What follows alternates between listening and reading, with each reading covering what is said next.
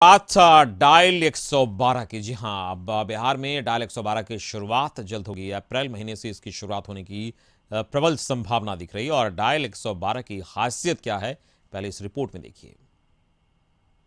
112 की शुरुआत होने जा रही है। उम्मीद की जा रही है कि अप्रैल तक ये सेवा शुरू हो जाएगी। दरअसल केंद्र सरकार की इमरजेंसी रिस्पांस सिस्टम के तहत इसकी शुरुआत होने जा रही है। इस सेवा का मकसद यही है कि पहले से चल रहे 100, 103 नंबर के बदले एक ही नंबर 112 लाना। अब इसको आप ऐसे समझ सकते हैं कि किसी भी परेशानी में आप मदद के लिए 112 नंबर डायल कर सकते हैं। मदद आपके पास तुरंत पहुंचेगी। 112 की सेवा सुचारू और सटीक तरीके से चलने के लिए राज्य सरकार सेना के रिटायर्ड ड्राइवरों में से 1255 लोगों की सेवा लेने जा रही है। दरअसल डायल 112 की सेवा शुरू करने के लिए तैयारी लगभग पूरी हो चुकी है। हवाई ग्राफिक्स के माध्यम से जानते हैं इस सेवा की विशेषता। सेना के रिटायर्ड जवानों की ली जाएगी सेवा। 25,000 वेतन और 4,000 वर्दी भत्ता इन्हें दी जाएगी। पहले चरण में 400 वाहनों की खरीद के लिए 33.97 करोड़ का कॉन्ट्रैक्ट। 24 घंटों 7 दिन उपलब्ध रहेगी सेवा। 86 महिला सिपाहियों को दिया जा रहा प्रशिक्षण। 3 पालियों में 270 महिला कॉल टेकर्स की लगेगी ड्यूटी। फायर ब्रिगेड, स्वास्थ्य विभाग, सीआईएसएफ और एसडीआरएफ के सहयोग से बन रहा एसओपी। दूसरे चरण में 883 चार पहिया और 550 दोपहिया वाहन की होगी खरीद।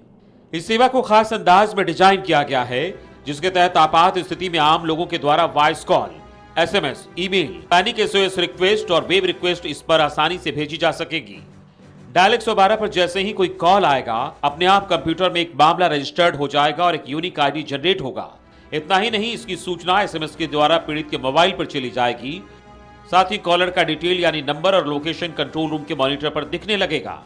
यूं तो पहले से ही 100, 103 नंबर की सेवा लोगों को मदद पहुंचाने के लिए है, लेकिन इसका फायदा बहुत ज्यादा नहीं मिल पा रहा है।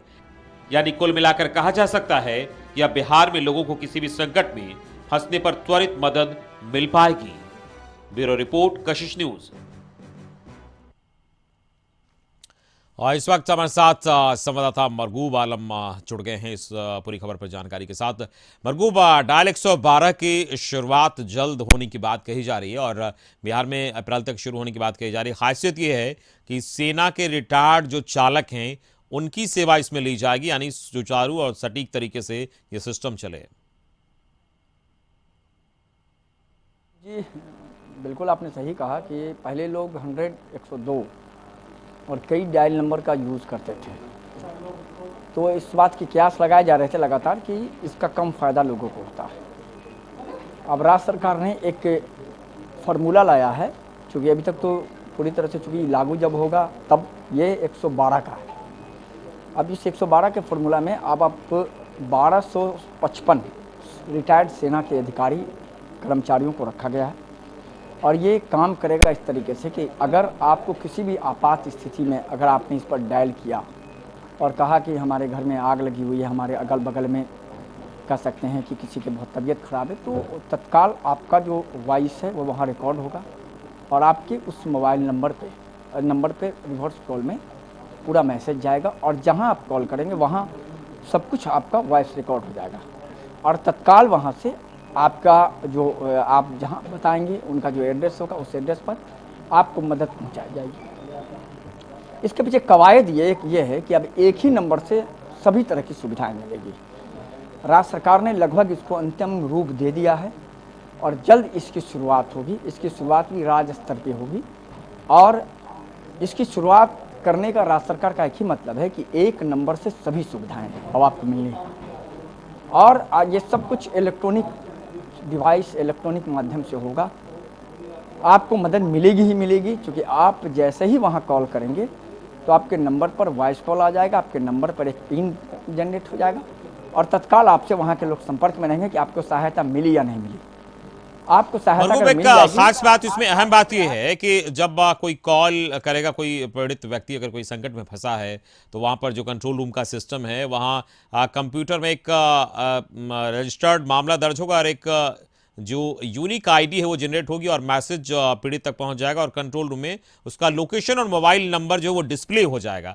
तो इस पूरी सिस्टम को सुचारू तरीके से चलाने के लिए और क्या क्या व्यवस्थाएं की जा रही है वहां कॉल सेंटर में और तमाम लोगों को कैसे रखा जाएगा, इसके बारे में क्या जानकारी है? देखिए, इसमें वैसे ही दक्ष लोगों को रखा गया है जो सेना से रिटायर्ड है, और कॉल सेंटर में पूरी सुविधा दी जा रही है। क्योंकि आपको पता है कि अभी तो ज़माना इलेक्ट्रॉनिक्स का है, तो जितनी अच्छी सुविधा हो सके कि लोगों तक जितनी जल्दी आपात स्थिति में सहायता पहुंच सके, चाहे वो सहायता सड़क पर हो, चाहे वो सहायता कॉलोनी में हो, चाहे वो सहायता मोहल्ले में हो, चाहे वो सहायता अपार्टमेंट के अंदर हो, उतनी जल्दी मिल जा सके। और वैसे ही अधिकारियों को लगाया जा रहा है जो लोग इस मामले में दक्ष हैं, और उनको ट्रेनिंग भी दी जा रही है। तो बहुत जल्द कह सकते हैं कि इसका शुभारंभ होने वाला है। और ये अपने आप में कहीं ना कहीं हर मामले में नीतीश कुमार की सरकार कहती है कि हमने लकीर खींचा है, ये भी एक लकीर खींचने वाली बात होगी। जो जिस तरह से सरकार कहती है कि 112 आएगा तो एक नंबर से हर सुविधा आपको मिलेगी, आपात स्थिति में जहाँ भी आप हों आपको सहायता मिलेगी। तो निश्चित तौर पर राज्यवासियों के लिए एक बड़ी कह सकते हैं कि सुविधा आ रही है, और इसका उपयोग करने के बाद अमित जी को बड़ी बातें पता चल पाएगा कि ये कितना सुचारू ढंग से काम कर रहा है। प्रारंभिक दौर में तो सब कुछ थोड़ा अस्त व्यस्त स्थिति में होती है, लेकिन इसमें सेना के रिटायर्ड अधिकारियों को, कर्मचारी को लगाया गया है, मानदेय पर लगाया गया है। तो निश्चित तौर पर कहीं ना कहीं उनके पास अनुभव है, तो इस अनुभव के द्वारा वो पूरे सुचारू ढंग से पूरी कह सकते हैं जो कंट्रोल। चलिए, इस पूरी बातचीत के लिए बहुत बहुत शुक्रिया मरगू आलम आपका। मरगू आलम हमारे संवाददाता बता रहे थे किस तरीके से इस पूरे जो प्रोग्राम है उसको चलाया जाएगा। अंतिम चरण में ये तो तैयारी है और अप्रैल महीने से इसकी शुरुआत हो जाएगी।